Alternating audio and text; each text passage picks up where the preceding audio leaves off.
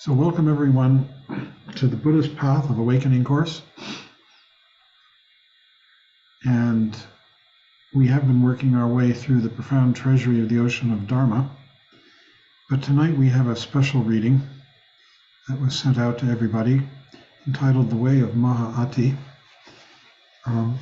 This is a text that was composed many years ago before by Trungpa Rinpoche and a student of his in England before he came to the United States. So that means before 1970. And the student was a man named Michael Hookham, whose refuge name is Rigdzin Shikpo. And that's why those of you who've seen this, do we know Graham Hubble? Anybody? So those of you who've seen this know that it's called The Way of Maha by Chögyam and Rigdzin Shikpo. It consists of, I think, five main sections, and six. And Michael and I are going to do something a little different. We're going to alternate back and forth, taking a section. Just one comment on the title, The Way of Maha. Maha is actually a term that Trungpa Rinpoche coined. You won't find it too many other places. It's usually just called Ati. These are the last and most profound teachings in the Nyingma scheme. They were brought to Tibet by Padmasambhava and Vimalamitra in the 8th century AD, or was it CE? And from Tibet, and they were brought to Tibet, and then they spread throughout the world. They were also in India by that time because Padmasambhava had been in India. And so they're quite old. They're part of the Nyingma teachings, which is the oldest sect of Tibetan Buddhism. And they're generally called just simply Ati in Sanskrit, Dzogchen in Tibetan. And Dzogchen literally means, Dzog means perfect or perfection, and Chen means great. So great perfection. And so Trungpa Rinpoche renamed the Sanskrit Maha to line up with the Tibetan, because Maha means great, and Ati is the word for, it really means sort of ne plus ultra, or alpha pure, or it's the first letter of the Sanskrit alphabet, Ati. It's the ultimate. And this is the great ultimate, just like in Tibetan it's called the great perfection. It's also called in other places Mahasandhi. And that's pretty much it for this. These are the 9th yana of the Nyingma teachings. And really, they're the ultimate, and they're very much, Trungpa Rinpoche always taught in the Ati style. He taught even beginning teachings from an Ati point of view. Dilgo Khyentse Rinpoche, the great teacher who died in around 1990, I think it was, a little later, called Trungpa Rinpoche's teachings the backward path of Ati, meaning that Trungpa Rinpoche gave even the beginning teachings from an Ati perspective, a Dzogchen perspective. So tonight we're going to go through this article. It's really, well, you'll see. So, Michael? Well, welcome everyone. Hopefully I can express myself well. I think one way of understanding this is to appreciate the utter simplicity of this teaching, the simplicity of the view and the simplicity of the practice. And that I think is one way of getting at that. It's important to understand something about conceptual mind, because on the one hand, that's what we need to use in order to come to some understanding of this. But really, what we're talking about is something that goes beyond conceptual mind, so that the use of the words and terms and ideas are really meant to point to something that we can experience. And that ultimately, problems with conceptual mind in Buddhist philosophy are that, first of all, the conceptual mind tends to confuse experience with concept. And that secondly, conceptual mind tends to work in terms of things being either this or that. and wants solid labels for things, and tends to go from one extreme to another. It's either this or that. And to some extent, to understand this, we need to let go of the conceptual mind's desire to label, pin things down, freeze things, because that's what obscures the actual experience. And so to begin with, the first section is called the Alaya, which he says is the ground of samsara and nirvana, the beginning and end of confusion and realization, the nature of universal shunyata, and all apparent phenomena. So what we're talking about here, as she says later, is original mind, mind before concept, mind before there's any duality of perceiver and perceived, subject to object, any kind of reference point, and that's original mind, that's pure mind, as he says later in this this section. It is no different than what we've talked about before. We've talked about it as the dawning of the great eastern sun. We talked about it as cosmic mirror. We've talked about it as Rigpa. We've talked about it as awakened mind. So there are a lot of different terms and words that are meant to point to this very primordial mind, mind before concept, mind before there's any kind of fixation on subject and object, any kind of duality, any sense of I and other.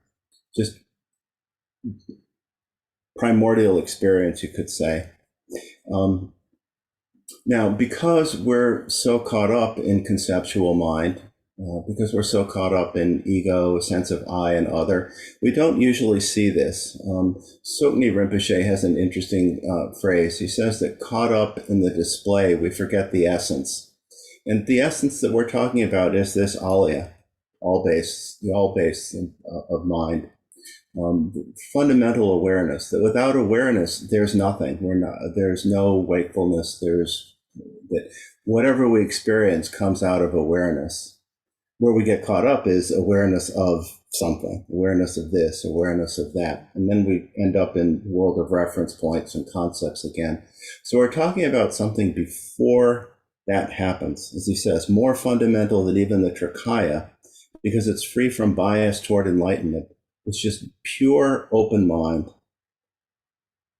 And then he says, although prajna sees in it no basis for such concepts as different aspects. So we're talking here about the higher level of prajna. Mundane prajna does divide things up into concepts, does attach labels, and these have relative helpfulness, relative importance. But on an absolute level, prajna sees no basis for concepts such as different aspects.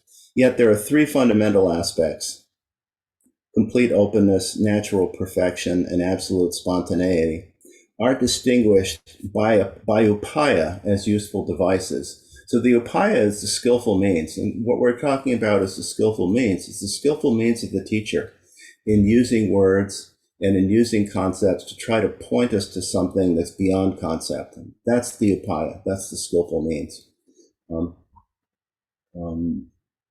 that we're talking about here, is being able to see beyond. But that ultimately there is no basis for these different concepts, in the sense that ultimately the experience that we're talking about, the mind that we're talking about, is inseparable in terms of all these experiences. And the best metaphor or example that I heard for this inseparability is that if we think of, like, say, a candle flame, we could talk about it in terms of light, we could talk about it in terms of heat, we could talk about it in terms of colors, perhaps, we could talk about it in terms of shape or movement. But in the actual experience in the moment, all of these things are inseparable. So it's only when we take a step back and relate to something conceptually and attach labels and labels to the experience that we begin separating things out. So ultimately, what we're going to be talking about in terms of these three aspects, fundamental aspects that we'll be talking about, are actually altogether inseparable. And yet we can, much in the way that we can talk about a candle flame, conceptually kind of pick things out. But the idea, again, is to work from the concept to actually look at what is the actual experience. What is the experience that's being pointed out? What might we recognize through, again, the upaya of the teacher in using words to try to point to something that's ultimately beyond words? So with that, I'll turn it over to John to talk about complete openness. Unless he has something to say about the Alaya.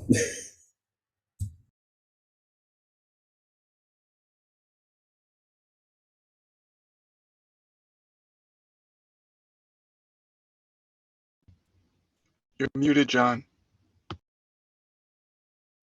Sorry about that. I said this teaching is about as profound as anything you will find. There may be other things that rival it. In a way, I think that I've been thinking about how the Buddha, when asked if he was enlightened and could he prove it, touched the earth as his witness. That's simple. Didn't say anything, just touched the earth. In a way, that's a similar profundity and simplicity as this teaching. The Alaya is here presented as the ultimate. Now, this is not the Alaya Vijnana, which is a confused aspect of mind. This is the Alaya, the pure Alaya. Alaya literally means storehouse of everything. But it also means this open space of awareness. It's dhatu in Sanskrit, yin in Tibetan. And it's the space that we live in that accommodates everything. All phenomena arise and pass away in the moment, like images on your computer screen or images on a television set. And they arise and pass away in the Alaya. And the Alaya is this space of knowingness. Everything that arises and passes is known. And that's the Alaya. And the Alaya contains all of that. So he's starting with this, and he says it's more fundamental even than the Trikaya. That's the three bodies of the Buddha, because it is free from bias toward enlightenment. That means this has no idea of a path of going from one place to another. It's simply a description. In fact, this whole document is a description of the way things are now. And that our job is to remove the veil that obstructs us from seeing it now, because we're here now. Every one of us is Buddha now. It's just that we think we're not. Literally think we're not. And that something is wrong, that something has to be done, that we have to somehow improve our way of being and our way of behaving, and then we'll be Buddha. And that is what obscures the Buddha nature. So complete openness. It starts with this quote. I'm just going to read this. In fact, we could just read the whole thing, this article. It hardly needs any comment from people like me. All aspects of phenomena are completely clear and lucid. Look, this is it. Right now, these hands, these words, everything you see, your computer screen, the feeling of your bottom on the cushion or your chair, all these things are completely clear and lucid right now. The whole universe is open, unobstructed, mutually interpenetrating. This is a description of what we experience moment by moment. Unless we get confused and devolve into self-doubt. Self-doubt is what clouds everything over. We say, no, it's not good enough. I have to make it better. I have to get more enlightened. I have to be more of a better meditator. I have to be whatever it is. And that's what obscures us. And that's what constitutes samsara. He says, since all things are naked, clear, and free from obscurations, all things, everything, including when you think things are obscured and full of obscuration, that's free from obscuration. There is nothing to attain or realize. That is something to put on your refrigerator. or right on the inside of your glasses if you wear glasses. There is nothing to attain or realize. The nature of things is naturally apparent in awareness beyond time. It's just here, naturally apparent, everything. Beyond time. Time is just an idea. It's more of this story we tell about ourselves. So the everyday practice is simply to develop complete acceptance and openness to everything, including ourselves, situations, emotions, all people, without mental reservations, without any blockages, without withdrawing or centralizing into oneself. And that's what self-doubt always does. Self-doubt always withdraws and centralizes into oneself. I'm not good enough. I'll never get there, or I will get there someday, but not today. And when this is a story that we tell ourselves, and that what constitutes suffering and ignorance and samsara. But when we open up into this confidence, you might say, this awareness, it produces tremendous energy, which is usually locked up in ego's agendas and stratagems and worries about what I have to do, what I should do, how I need to improve myself or my situation. That energy is locked up in all those thoughts. And these are fictions which are running from immediate life into fantasy. And we do it all the time. We devolve into fantasy as though it were real, as though it were actually the way things are and important.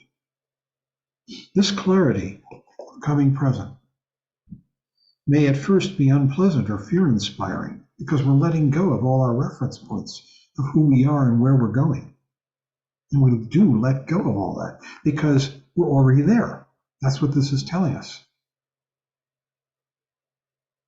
So one should open oneself completely to the pain of fear, welcoming it. Because if you don't, then you're engaged in another running away, another trying to make things different. So you welcome even the pain of fear, seeing it clearly without reservation. And this means this then that produces the result, you might say, that the barriers created and contained in one's own habitual emotional reactions and prejudices are broken down. The barriers created by, contained in one's own habitual emotional reactions and prejudices are broken down. By every time we come completely present and awake to whatever that pain and fear is and stop running from it. If we run from it, we give it reality, we give it life. We say, yes, this is something worth running from. In meditation practice, he says, one should get the feeling of opening oneself completely to the whole universe with absolute simplicity and nakedness of mind. Nakedness of mind and simplicity, no effort. Ridding oneself of all protecting barriers. Those are the barriers of thought that we throw up. I'm not good enough. I need to practice more. Someday I'll get it. These are all the barriers that keep us from Buddhahood and always will, as long as they are in place. He says, don't split in two the watcher like a cat watching the mouse, the meditator. You know, am I doing a good job? Yes, I'm doing a good job. No, I'm not doing a good job. I ought to work harder. You know, that's the watcher, the cat watching the mouse, me, saying, now you got it, now you don't. Don't do that, he says. One should realize that one doesn't meditate to withdraw into oneself or from the world. This is an old myth that he's countering here, the myth that meditation is about achieving calm, and that this is the point. It's not. It's about being real. There is no introspective concentration. That's the way in which one achieves this kind of temporary false calm. There is complete openness of mind. And this is the keynote of this whole thing about Maha, complete openness of mind, openness to absolutely everything. including one's own self-doubt, to see that and not worry about it, let it go. I think that's it. Michael's turn. Good luck. Let's just say that the more we experience the nature of Alaya, Rigpa, ordinary mind, bodhicitta, whatever we want to call, the awakened state, original mind, pure mind, that the more we develop confidence in that, the easier it is to understand and experience the utter simplicity of meditation practice, where we're told we're not trying to develop any state of mind, we're simply relaxing into the space as it is, relaxing with ourselves as we are, relaxing with things as they are. And this comes out of this trust that our fundamental nature is, in Shambhala terms, basically good, beyond anything we can actually imagine as good, beyond any kind of ordinary reference point of good, or awake, or whatever we want to call it. So again, it's the experience that's important, and all the words are just trying to point to something that we experience more easily in meditation practice, but that because we allow ourselves to settle down, slow down, and actually pay some attention to our experience. But it would be a mistake to think that we create it in any way. It would be a mistake to think that we can only experience it in meditation practice.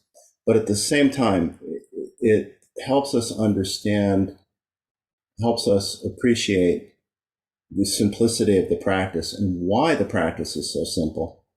Because there's nothing to attain, nothing to realize, if we can allow ourselves to simply be in our true natural state. Anyway, the next section is natural perfection. And I think it's a good idea, like John did, to just read the words. Everything is naturally perfect just as it is, completely pure and undefiled.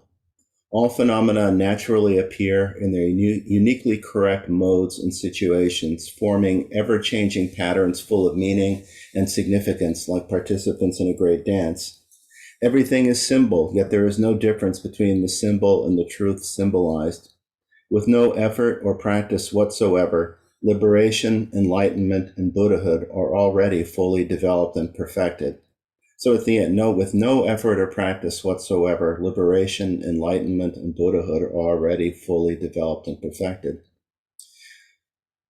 So it is not my experience, probably most of our experience, that most of the time that everything is naturally perfect just as it is. And yet when we actually look at our experience in meditation, if we look at our experience at times where we're most in tune with ourselves as we are and things as we are, we actually realize this is true. So what we're talking about is the in the moment in experience of nowness, awakeness, the vividness of reality, the clarity that the basic clarity of our mind. And that this is something that occurs before thought, that it's when we begin to engage with conceptual mind that labels and judges and analyzes, then we begin to think in things of this and this in relation to that, this is not that, and all of the things that lead to a very different perception of the world than what he's talking about here. So again, we're talking about complete relaxation of mental effort of any kind. We're talking about, with natural perfection, he's talking about acknowledging reality as it is. It's very much like the line that we read in Cutting Through Spiritual Materialism, where he says that we relate to things as what they are, which is in one sense easy because things are as they are. It's just that most of the time our minds are too unsettled, restless, grasping, picking and choosing to realize this. This is also very much about sacred world, the thing that things have worth just on the basis of their existence as they are. So that again, everything is naturally perfect just as it is, completely pure and undefiled, is the nature of things when we're actually able to settle completely with ourselves as we are and the world as it is. And that with that, all things naturally appear in their uniquely correct modes. Things are as they are. and it's only conceptual mind. It's only the grasping mind. It's only the mind that perceives in terms of I and other, that thinks in terms of greater or lesser, better or worse, all of the things that we might apply, forming ever changing patterns full of meaning and significance, like participants in a great dance. And this is also an expression of the knowing quality of mind, the quality of mind that knows things just as they are. That everything is symbol, yet there's no difference between the symbol and the truth symbolized. I think mostly there are a lot of different ways, I think, to think about that, but it's in essence, what we're talking about is the nature of appearance emptiness, or awareness emptiness, or luminosity emptiness. That, again, that the experience of things, there's a notion of inseparability or non-duality to our experience. And he says the everyday practice is just ordinary life itself. So again, we're not looking for something special or different. We're just relating to things as they are. We're just allowing things to be as they are, or allowing ourselves to be as we are. And ultimately realizing that there's no separation between self and other, that whatever we experience is the display of the mind. He says that since the undeveloped state does not exist, there's no need to behave in any special way or to try to attain or practice anything. And this is because if we're able to be on the level of Alaya, if we're able to relax and relate to things with complete openness and appreciation of natural perfection, then we see things as they are. And that, again, a traditional, typical analogy for the misperception that happens when we get bound up in reference points, labeling, and concepts is mistaking a rope for a snake and believing that there's a snake when in fact it's a rope. And the point is, when we see clearly, when we're able to see what things are, we don't need to do anything else. We just immediately realize that the rope is a rope and not a snake. That it never was a snake.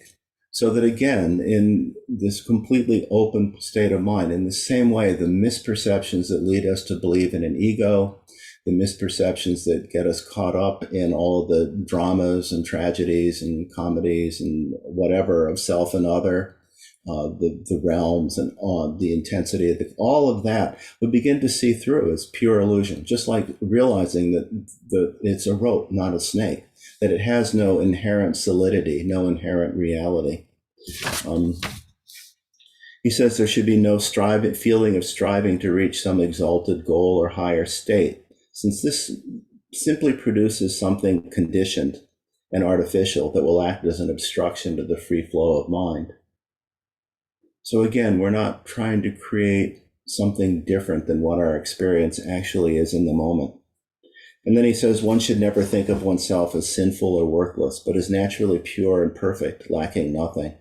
And in some of his writings, Trungpa Rinpoche talked about his real surprise at the notion of original sin in Western thought, that there's somehow some kind of very fundamental flaw, because it's so foreign to the idea of Buddhism, the whole idea of basic goodness. When performing meditation practice, one should think of it as just a normal function of everyday life, like eating or breathing, not as a special formal event to be undertaken with great seriousness and solemnity. One must realize that to meditate is to pass beyond effort, beyond practice, beyond aims and goals, and beyond the dualisms of bondage and liberation. Again, this goes back to the sense that if we're trying to reach some kind of goal, we're caught up in conceptual mind. We're caught up in our ideas about what things should be, rather than seeing things as they are. And when we try to create something in our practice, when we think our practice, that what we're experiencing should somehow be different or better in some way, that's a real obstacle to be able to, again, simply settle down with things as they are, and ourselves as they are. He says that meditation is always perfect, so there's no need to correct anything. Since everything that arises is simply the play of the mind, there are no bad meditation sessions and no need to judge thoughts as good or evil. And the critical thing there is recognizing that whatever arises is simply the play of the mind, that everything that arises out of the alaya, the samantabhadra, whatever we want to call it, basic goodness, And that when we're able to relate to that in its essence, then it's already free. It's already pure. He says it's therefore one should not sit down to meditate with various hopes and fears about the outcome. One just does it with no self-conscious feeling of I'm meditating.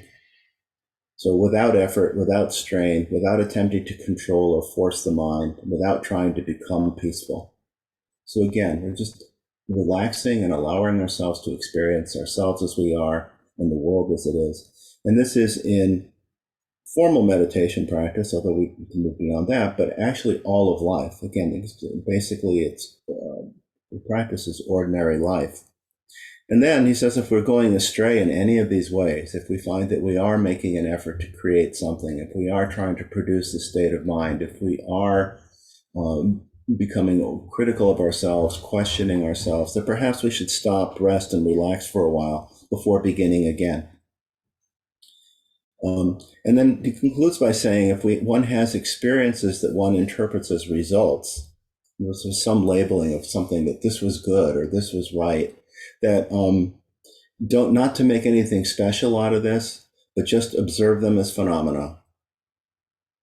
This is very similar to the instruction that we received in the path of individual liberation, where it's whatever we see, we disown. If we try to make it into a possession, then again, we're caught up in concept, we're caught up in fixation, we're caught up in hopes and fear.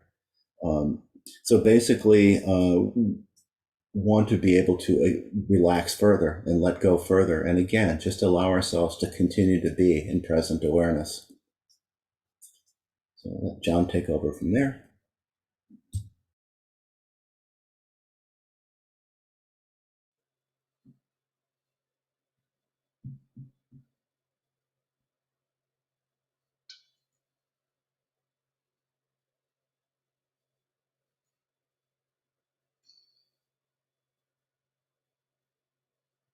I'm just going back on a couple of things that really leapt out at me in this section as well. Michael covered them, but I think they are worth repeating.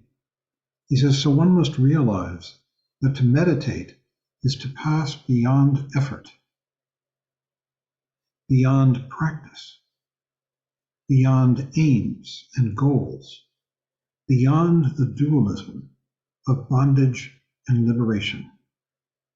Beyond, and he doesn't say this, but it's beyond the dualism of failure and success, of correct meditation and incorrect meditation, beyond all of that, into simple, relaxed, confident awareness. I think confidence is key.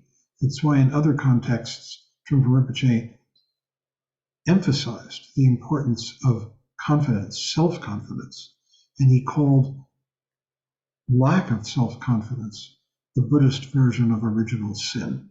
It's the way in which we fall into confusion and suffering. So then he says, I just want to repeat this, he says, one just does it.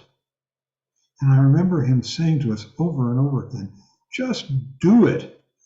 He used to say, just do it. It was almost like a slogan. Finally, on this section, in another context, I've been reading Longchenpa, and I thought I would read this brief quote from Longchenpa. Longchenpa was probably, Trungpa Rinpoche felt, the greatest of all Tibetan teachers. He lived in the 14th century. Longchen Ramjam, Longchenpa, he had many names. He says in another context, when we realize that all our good and bad experiences are manufactured and fabricated by the mind, we will find freedom. Freedom from that manufacturing and fabrication of the mind. To know this is to experience liberation. We will no longer feel helplessly at the mercy of circumstances and situations that appear outside of our control when we realize the mind itself is manufactured and is manufactured. The mind itself is manufactured. He's talking about this little mind that we think about. I'm clever, I'm dumb, I'm thinking this, I'm thinking that. And that this mind itself is manufactured and fabricating all these things, including the idea that I am not a Buddha and that I need to tread a path and someday I will awaken. I mean, what a radical idea that, in fact, we could acknowledge that we are awake, enlightened, that we just slip off into dreams of self-doubt. So the next section is called absolute spontaneity. The term for this in Tibetan is hlundrup, and it's one of the characteristics of reality.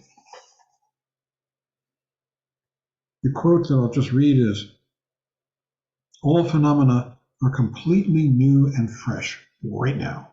This, whatever we're sitting in, experiencing, absolutely unique at the instant of their appearance. All of this, unique and entirely free from all concepts of past, present, and future, as if experienced in another dimension of time. This is the way reality is. It's free of all concepts of past, present, and future, as if experienced in another dimension of time. Wow. The continual stream of new discovery and fresh revelation is happening every instant.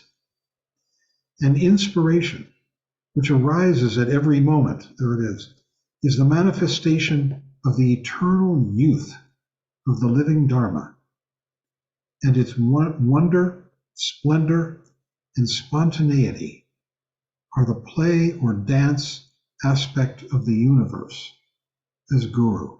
I'll just read that again. The continual stream of new discovery and fresh revelation happening every instant now. And inspiration, which arises at every moment, is the manifestation of the eternal youth of the living Dharma, and its wonder, splendor, and spontaneity are the play or dance aspect of the universe as Guru. The wonder, splendor, and spontaneity are the play and dance of the universe as Guru.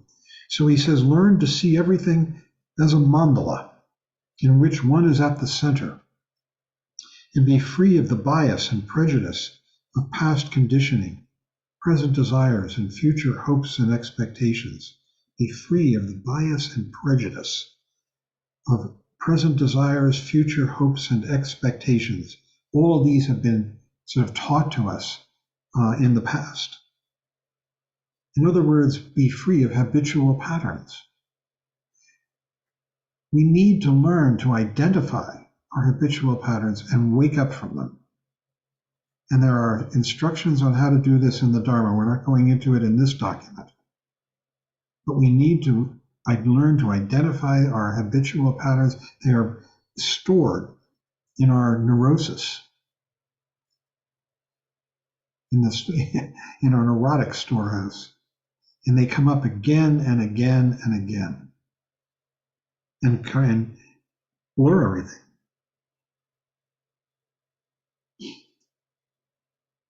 All the objects and events of one's day-to-day life are the figures of the mandala. And I thought, let me see if I can show you a mandala just to make sure everybody knows what a mandala is. Here's one, couple. See them? These are schematics for reality, you might say. And they're full, chock-a-block with symbols of all kinds, both humanoid and not humanoid, and all kinds of things. And there's so many different mandalas. Get rid of that, go back. So you could find out more about mandala. And at some point, in this volume, we'll be discussing the basic structure of the mandala. So learn to see everyday life as a mandala, in which one is at the center. You're always at the center of your mandala. And be free of the bias and prejudice of past conditioning, present desires, and future hopes. To be free of the bias and prejudice of past conditioning, present, like you've learned how to dislike somebody who looks like somebody you knew in the past. That's past, that's conditioning. Present desires, whatever they may be, and future hopes and expectations. All the objects and events of one's everyday life, day-to-day life, are the figures of the mandala. So be natural, spontaneous, learn from everything, and see the ironic and amusing side of irritating situations. That's what we don't see the amusing and ironic side of irritating situations because we get caught up in wanting to get rid of them. And see through the illusion of past, present, and future. And then this is, here's the statement. The past is but a present memory or condition. So you have a memory now, in the present, of something that you think, a story you're telling about something that happened. It's usually an incorrect, impartial, and vastly inaccurate story. And if you had somebody else standing next to you describing the same event, they'd say something totally different, probably.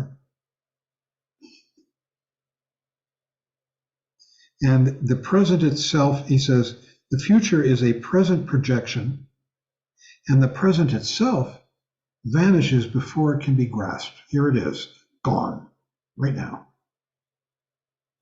Free oneself from past memories and conceptions about meditation. They're worthless. Any past memory or idea about what meditation is. Each moment of meditation is completely unique and full of the potential of new discovery. So one is incapable of judging meditation by past sessions or by theory of any kind. In fact, judging your meditation is just a useless waste. It's worse than that. It's to devolve into confusion and unhappiness. Just plunge straight into meditation at this very moment with one's whole mind and be free from hesitation, boredom, or excitement. Here it is, just waking up again and again. So, Michael.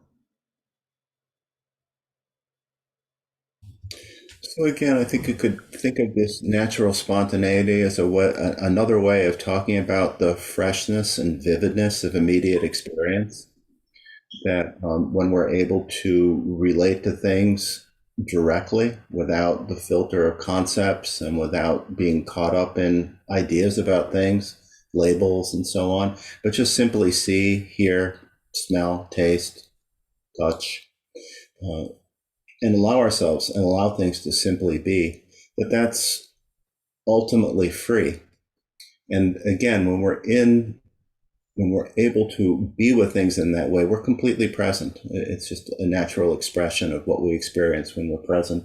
I also wanted to read something too that kind of talks about the openness that we've been talking about. This complete openness, called Zongtal in Tibetan, means not attached to anything, not fixating on anything. This is precisely the opposite of an ordinary person's frame of mind that clings to and fixates on everything. The openness of Rigpa, the openness of a yogi, does not fixate on anything. It does not hold anything. We need to grow used to this type of openness. Your five senses are wide open, wide awake, yet thought-free. Remain in that state, utterly open. This openness is like a window pane of clear glass. It doesn't obstruct the view of anything from outside. It is totally transparent. This transparency is the same as not holding on to anything, not fixating on anything, an openness that has no division between outside and inside. Like the window pane, there is nothing blocking the view of what is inside and out and what is within. It is unlike this wall that is neither transparent nor open. So the next section talks about the actual practice of meditation. And begins by, again, talking about, in the beginning, what we usually begin with, which is posture. He says it's best, if possible, to sit cross-legged with the back erect. But he says it's most important to feel comfortable. The reason being that we don't want to turn meditation into a physical struggle with sensations of discomfort or pain. And want to be able to settle into some kind of stillness. Again, not because awareness or wakefulness depends on stillness, but because it's easier to recognize in stillness. So again, it's just making use of how our minds work. And then he says one's attitude of mind should be inspired by the three fundamental aspects, which we just talked about, the three fundamental aspects of complete openness, natural perfection, and spontaneity. So that, again, we look at what we've been talking about. There's a lot of instruction in what not to do, what not to get caught up in. And essentially, what we're being asked to do is let go and relax. Let go of any attempt to control the mind. Let go of any thought about what we should or shouldn't be experiencing. Let go of any idea that things somehow should be different or better. And just settle down into how things actually are. And just relax with that. And that's why he says, with a particular emphasis on complete openness. Openness means that there is no fixation, that there is no prejudgment, that there is no set idea about how things should be, but we're just open to things as they are. And then he talks about form and formless meditation, meditation with form being such things as visualization practice or mantra, but it could even be just what we do working with the breath, in that there's an object of meditation for a period in working with the breath. But as he says, these meditations with form are preceded by, followed by, and contain periods without form. And for us, most typically, if we're working with the breath, that's the part of the breath where we relax into complete gap, complete openness. That would be meditation without form. And work with the breath as a way to bring us back or help us settle down in the present. But then there's a complete letting go, even as he says, even of the idea of meditating, which is entirely consistent with what we're talking about here. We give up any attempt to control our experience, any attempt to manipulate our experience, any attempt to judge our experience, and just relax into formless meditation.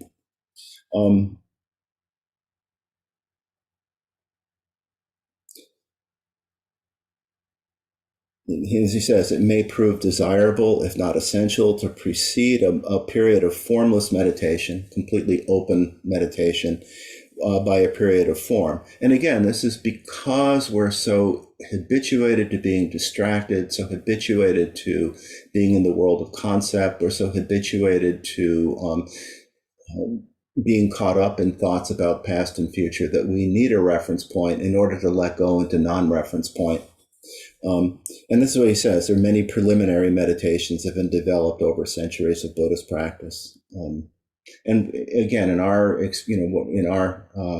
practice here as a group, we begin with being presented with both options: completely open, formless meditation, just simply relaxing into awareness, or working with the breath as a way to ultimately let go into open awareness. But there are a lot of other forms of meditation practice. We can use an object of meditation, and again, as he says, so a visual object, for instance.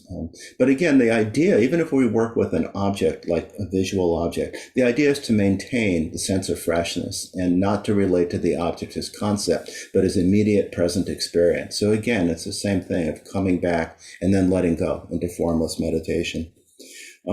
He does say that the second and third classes of meditation practice, which would be mantra repetitions and visualizations, need personal instructions for a guru. But then he'll say a few things about the first. And then he gives us this very simple instruction. First, let the mind follow the in and out rhythm of the breath until it becomes calm and tranquil. So we could do that right now. Take a good posture. And just let the mind follow the in and out rhythm of the breath until it becomes tranquil.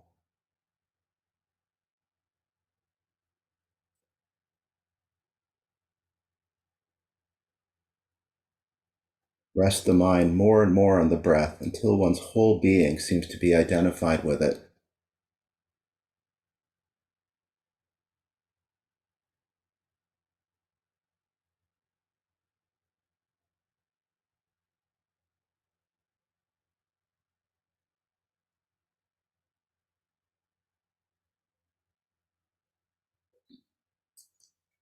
Finally, becoming aware of the breath leaving the body and going out into space, and gradually transfer the attention away from the breath and toward the sensation of its spaciousness and expansion.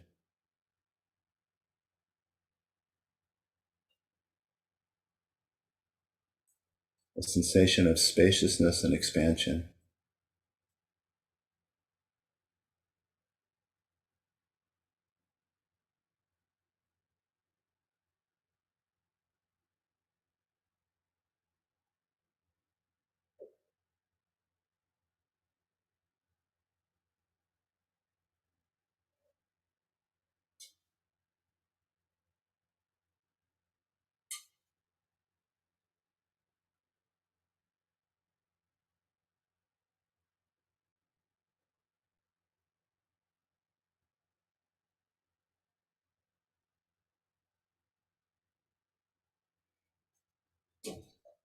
And he says, by letting this final sensation merge into complete openness, one moves into the sphere of formless meditation proper.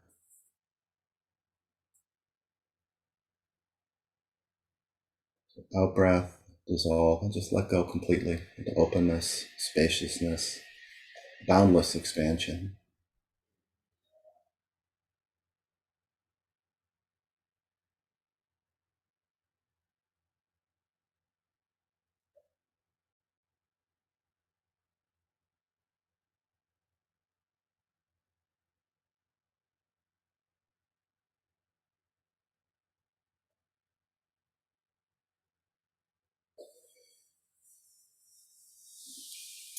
So he goes on to say that these may be somewhat vague and inadequate, but this is inevitable since they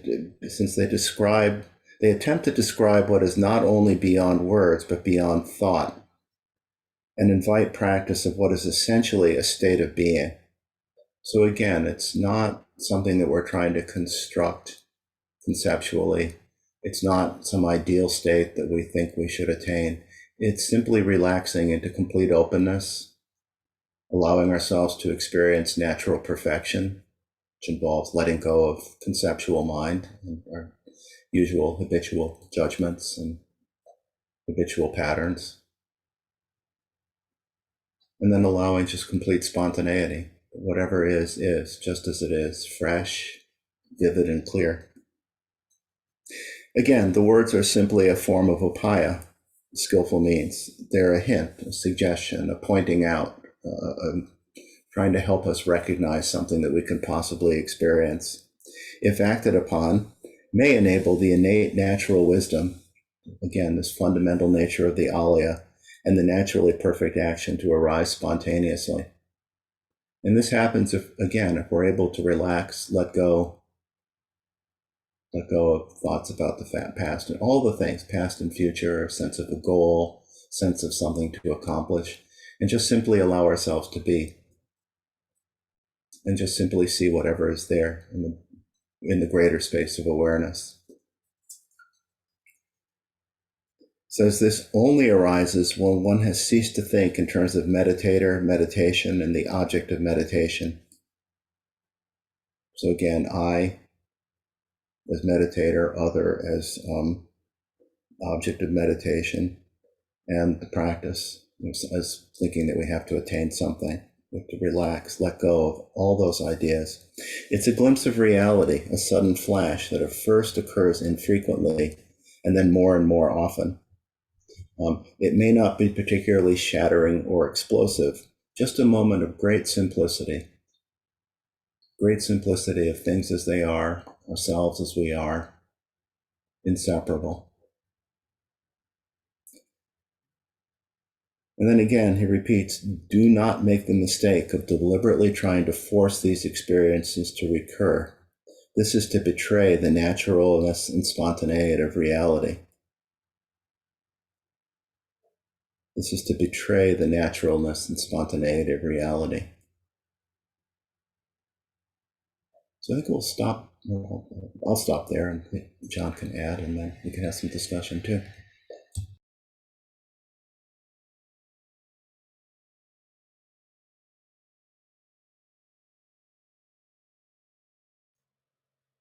I think we can have a discussion.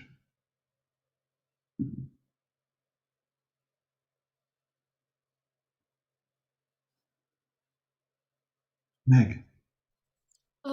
Yeah, for me, there's the contradiction between, on one hand, not wanting to, we're not supposed to strive for anything or try to attain anything. and yet we are reaching, or I don't know what the word is, but trying to experience what Michael is just talking about. But what I wanted to say was that do you, I know this sounds really cynical, but do you think it's easier for people to meditate who compartmentalize? Say that again. I'm sorry. I couldn't hear. Do you think it's easier that people who are able to compartmentalize have an easier time with meditation? And I'm not one of those persons. I'm not good at compartmentalizing, but if you're trying to, set aside the past, present, and future, and set aside your worries and whatever you have going on in your life, if you're a person who can compartmentalize, you're probably going to have a better time of it. I don't know, but maybe we'll both answer this, but I don't feel that that's the case. Compartmentalization is done in order to achieve something. And it's the feeling when you feel that you need to achieve something, you also, the flip side of that is that you feel that you're lacking, that you need to achieve something to fill the gap, the void, or the lack. And this is about realizing that you're already here, that there is nothing lacking, and coming back to that again and again. That's what he's talking about with this Maha. So compartmentalization seems to me to be a technique for achieving something better, which is really part of the problem, not the solution. Michael, it's a profound question. Thank you. Well, it's a great question. I'm trying to come up with my own feeble upaya to try to answer it. I think it's not a question of pushing away or rejecting thoughts of the past or future. It's more just in the present, realizing that's not what's happening. And that what is happening is present experience. And so, there might be a thought of the past or a thought of the future, and you could just see that that's what's happening, but not engage with it further.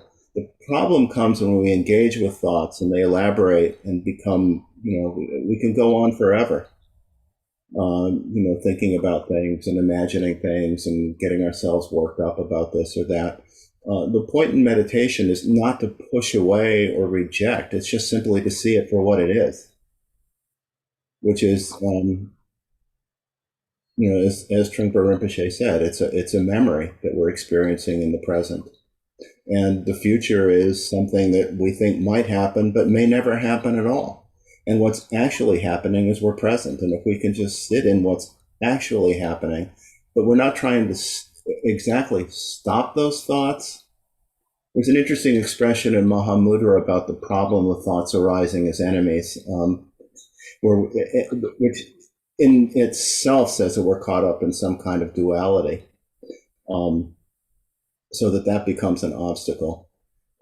And that's why so I'm more familiar with Maha than Maha, but I think there's a lot of, they're not, what was the whole point of the sadhana and Maha that they're pretty inseparable. But that's why the importance of just relaxing the mind, letting the mind unwind, letting it relax, because otherwise it does seem contradictory that there's something to attain, yet we're not trying to attain anything. That's trying to pin something down. Again, if we can just relax into present experience and allow ourselves to just settle. And I think what happens for me, and probably for most people in meditation, is we begin by recognizing what, in a lot of texts are called the coarser level of thoughts and perceptions, like very dramatic things. But then as we quiet down, it's like being in a house or a building where there's a lot of activity and noise, and then people leave and the building quiets down, and you can start hearing things like the air in the vents or the water in the pipes. And you realize those sounds were there all along. In the same way, as we settle down, we begin to see more and more of what's in our mind. But the instruction is always just to see, let go. let it go, not in the sense of pushing away or rejecting, but just letting it be and relax further into just simple experiencing, simple seeing, simple being. I think that's about the best I can do with it. Oh, thank you. I think one of the things is that this is really about, for all of us, learning to love our lives and to be completely engaged, in our lives, and delighted by our lives, even when they're difficult and painful.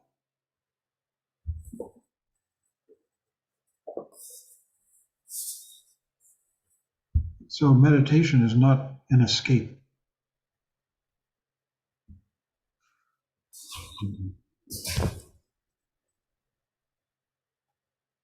You always have such profound questions. Yeah, I really appreciate your questions. Oh, yeah, because I do think of compartmentalizing as more, what I mean by that is creating an escape for oneself so that you can, What?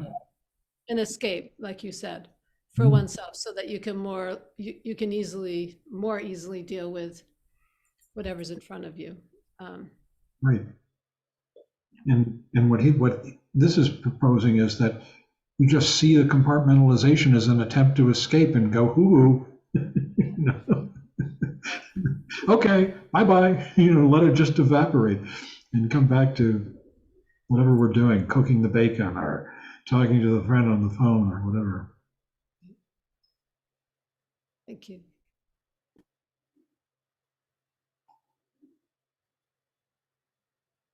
Silvio has his hand up. Yeah, quick question. So in this context, I'm still a beginner in Tibetan Buddhism. Is Alaya and Rigpa the same thing? Because sometimes they get, referred to as different, distinct things. So can you talk a bit about that, if you don't mind? Thank you. Alaya is in the way it's being presented here in any event, is the ultimate. Rigpa is still path-oriented. It's the idea of clear seeing that is employed in order to move further on the path. It's very subtly path-oriented. Rigpa is a very exalted term, but it's still not at the level of Alaya the way he's using it here. And I say that because there's another context, just to confuse the situation, where they speak of the Alaya Vijnana. And that is a completely confused aspect of mind. It's one of the 8 consciousnesses of ego. And we won't get into it, but that's the Alaya Vijnana. And the pure Alaya here is beyond path. It's beyond enlightenment or confusion. It's beyond going anywhere, getting better. It's just utter reality. Rigpa is still a somewhat path-oriented term, however subtly. It's a very exalted term.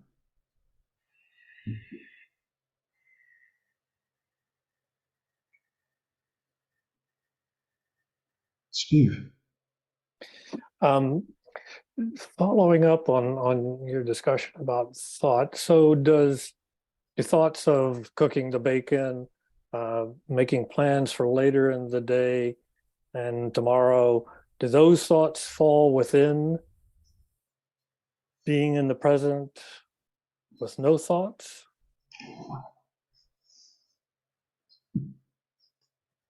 Have I read this section before, the page 400 from this book? If I haven't, let me read it. We'll get to it eventually anyhow in the course of our readings. Hold on a second. Here we go.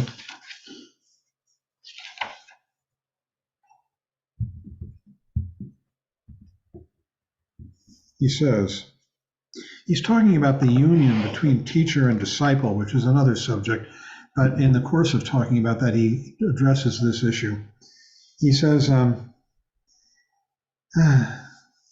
that union between teacher and student, that union or bringing together of the teacher and yourself makes it possible for you to work together. It is the experience of Trungpa Gak, the cessation or stopping of thoughts. This is what makes it possible for a teacher and a student to come together. By stopping thoughts, we're not talking about becoming zombies. You have to be quite careful about that. We cut conceptualization, but the natural functioning mind and general awareness still goes on continuously. In fact, it is cultivated further by the Vipassana experience. Later on, it becomes the upaya, the skillful means, of the Vajrayana disciplines, as well, this cutting of thought. So that particular aspect of mind could be sharpened, cutting conceptualization. There is never a need for conceptual thinking. Shall I read that again? There is never a need for conceptual thinking. Nobody needs it. It is absolutely unnecessary because it produces pain and the unnecessary fortification of ego. That is what conceptual mind is for, to build your ego fortification. It is for me, or I.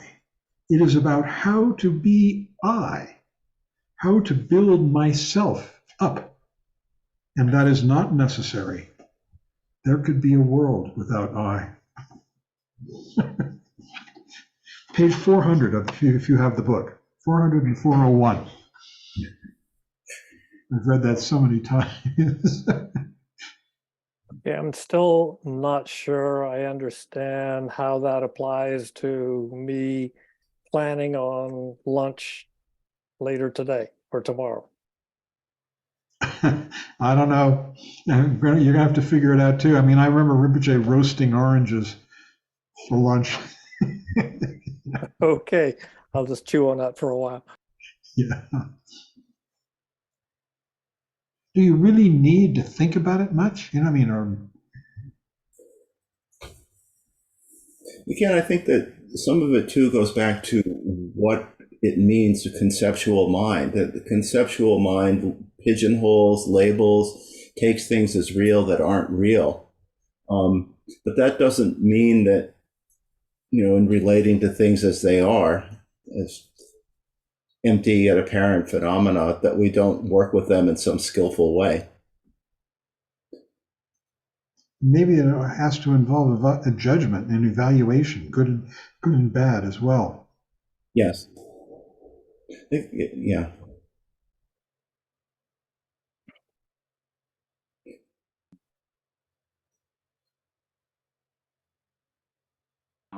If I could just jump in there in response to Steve's question. There's nothing wrong with being a human being. There's nothing wrong. One of the most fundamental things we do is we feed ourselves. If farmers didn't plan for what happens in the spring, we'd starve. Okay, so the idea of planning and investing effort in it is a perfectly normal human thing. When we isolate a particular time for special meditation, when the thoughts of planning come up, we be aware of them, but don't follow them through at that particular point in time. During our day, we try to take what we've learned in meditation and bring it into our daily activities, as Thich Nhat Hanh would say, washing the dishes or looking at a flower, being totally present. But we are human and we do need to plan. So I just, wouldn't get hung up on it. But when we set aside time for meditation, then we don't follow through on the particular thought. That's my 2 cents. Thank you, Ed.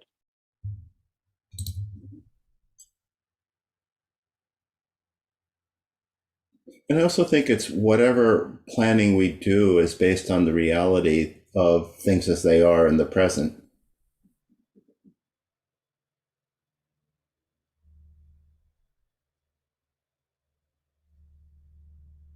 So it still comes out of the present moment, in other words, as opposed to when we get confused about past, present, and future and forget where we are.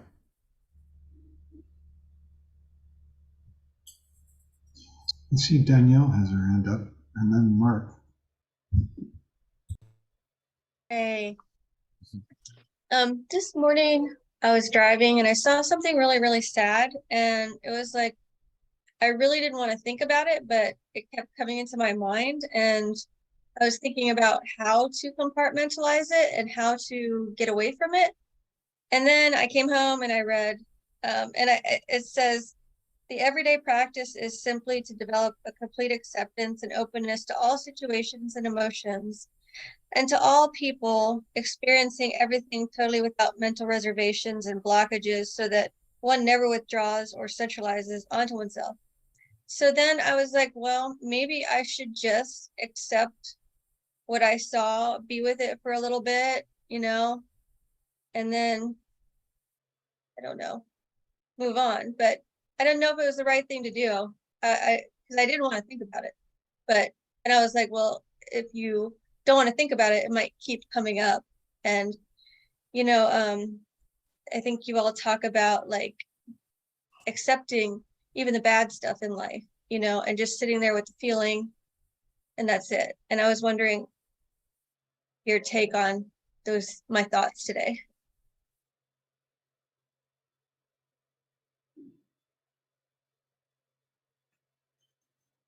I think that I'll go first since Michael's muted. That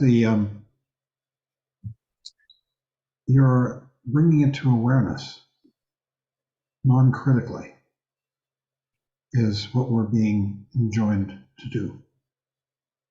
And when we do that, it diffuses the pain and the desire to change things, and makes us much more open and accepting.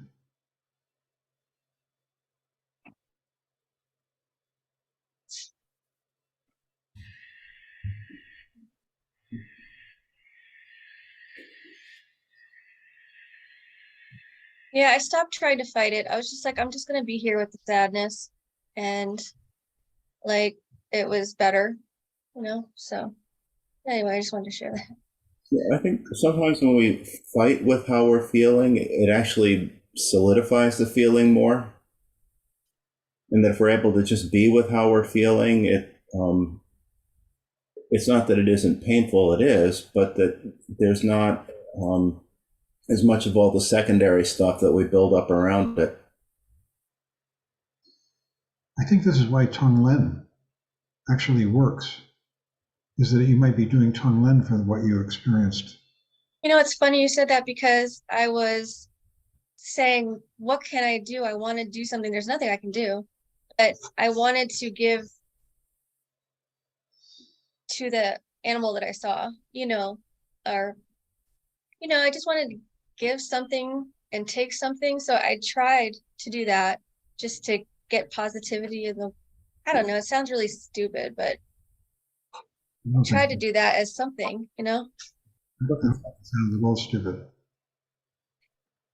I think it sounds like a worthy project. There are things in all of our lives, from seeing something like what you saw on the road to tragedies that occur to us. And really, we could spend our lives wishing things were otherwise, which is not a good way to live, I don't think. So I think Tonglen helps a lot. It's one approach. Thanks. I think it helped too. Mark. Hi, everybody.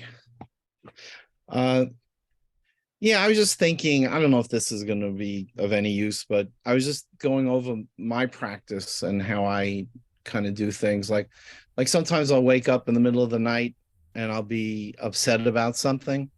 And I find I like to, instead of getting into the ruminating thoughts of neurosing over something or worrying about something, I put it down on a pad. So I'm doing something in the moment. I put it there to take care of later. So, and I feel like I've done something in the moment, and I'm very comfortable with that. I'm not going to forget it. It's there for later. I don't have to keep worrying about whether I'm going to remember. I think this is all about neurotic thought, being in the moment, and meditation. And they all have a tendency to move in and out of our lives. But the question is, skillful means trying to be a little bit in control of that. So when I'm meditating, I'm on the pillow or a chair, and I'm enjoying the moment. I'm using my 5 senses, and then I come back when I find I'm going off someplace, which is a wonderful experience. I always like calling it kind of dancing with the moment, because I'm always going out and coming back, and that's okay. And again, being gentle, not being creating a problem for myself. And I think also that you want to meditate, you want to be in the moment, you want to use your senses, and you can very much be in the moment and live your life. You can be skillful in your job and your practice, whatever it is, whatever your job is, whether you're running a meeting and interacting with people in the moment and actually listening instead of having all sorts of other things going on. And that's very helpful. I think people can really have a good life being in the moment, and you don't have to it's just when we get into the neurotic aspects, like when I woke up from my sleep and I was worried about something, instead of writing it down and letting it go, if I kept thinking about it and getting just ruminating thoughts, that's when it's not helpful. Anyway, I don't know if this is helpful in any way, but that's it. Anyway, thank you. Thank you. Thank you. Vicky? Yes, thank you. Back to Danielle's question. This is sort of related to that. I'm not going to explain this very well. When it's not just something sad, but it's something that's happened and it's fresh and it's raw. You've lost someone and there's a huge void and it's unbelievably painful. At that time, with the emotion like that, how do we use this? How do we? It's hard to, when that's happened, it's hard to continue even one step. How do you continue with practice? What sort of how do you go about it? Overwhelming grief.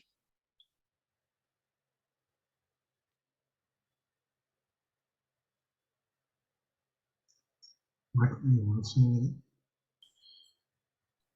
I think it has to begin with Maitri toward yourself, kindness to yourself, and not trying to impose something on yourself, feeling that there's some way you should or shouldn't be, but just, allowing yourself to feel how you're feeling, and, recognize when perhaps you need support or comfort.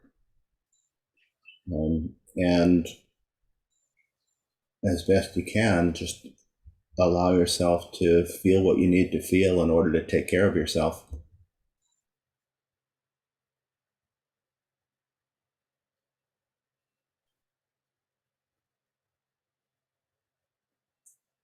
And I still think that Tonglen can help any painful situation. You breathe in the pain, you breathe out release and happiness, ease. And you can do it if you're involved in a situation, a person who's hurting you. You can do it for the whole situation. It doesn't have to be like you're putting it all on them. There's this big difference between you and them. It can be a joint creation, the unhappiness, and you're breathing in both of it, and both yours and theirs. I guess in that moment, there is no happiness. There's just the pain. It's easy to breathe in. How do you find something to breathe out? When It's you're in in that your much. body. You What? breathe in the dark and you breathe out the light. And it's an act of kindness for the other person as well as you. Both poles of the situation. But it doesn't involve trying to get rid of anything. I guess my experience is I really have trouble in that level of when something's going on like that, of finding something to breathe out. Well, maybe we should talk. Right. It's this time of darkness. Where do you find light to breathe out?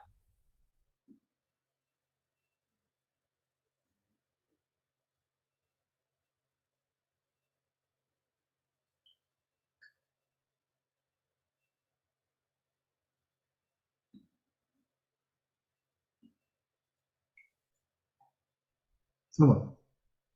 So I would like to just suggest something. I was listening to Pema Chodron address this yesterday and today, and it's approaching it perhaps from a slightly different point of view. Her suggestion is that you inhabit that, you experience it, but for only about 90 seconds, for about a minute and a half, and then you stop. And then you go back to sitting practice or daily activity or whatever. And then later, if you need to come back for another 90 seconds, you do that. And then later, but she was very clear about making it a small felt experience, not something drawn out for hours. Oh, right. Well, it's just about time, and I think we ought to do the chants. The request for peace and dedicating the merit. So, Don, are you going to lead us? See here. Yes. Okay. I'll put the chants up, and we'll see those of you who wish tomorrow for discussion.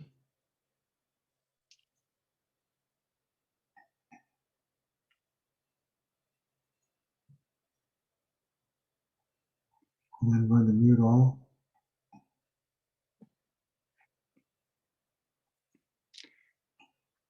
We'll close by reciting a prayer for. Don, you have to unmute yourself. I'm sorry. We will close by reciting a prayer for peace and the dedication of merit earned by our practice for the benefit of all sentient beings.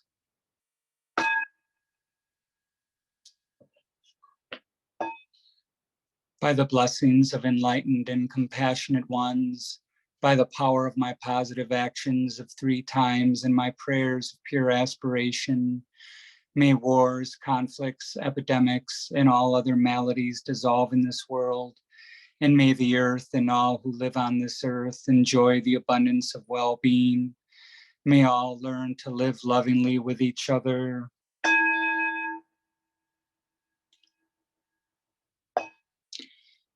By this merit, may all obtain omniscience. May it defeat the enemy wrongdoing. From the stormy waves of birth, old age, sickness, and death, from the ocean of samsara, may I free all beings. By the confidence of the golden sun of the great East, may the lotus garden of the Rigdin's wisdom bloom. May the dark ignorance of sentient beings be dispelled. May all beings enjoy profound, brilliant glory.